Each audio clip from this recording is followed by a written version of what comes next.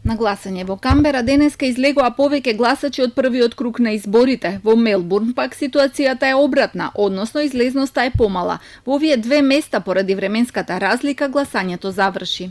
Вкупната излазност во гласачкото место во Камбера изнесуваше 49,02%, додека во Мелбурн вкупната излазност изнесува 50%. 51 гласач регистрирани, 25 излегли на гласање.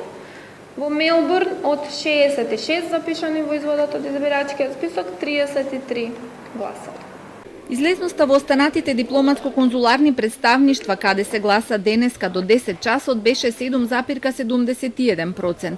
Највисока е во Сараево 25%, во Брисел до сега излегле 16,33% од гласачите, во Прага 14,58%, а најниска излезност има во Стокхолм. Во сите 32 избирачки места во странство право на глас имаат 1781 гласач. Од ДИК информираа дека гласањето се одвива непречено, како во странство, така и во државата, каде денеска гласаат затворениците, болните и немокните. Во меѓувреме, ДИК разреши 14 избирачки одбори на гласачките места, каде во првиот круг имаше вишок на гласачки ливчиња.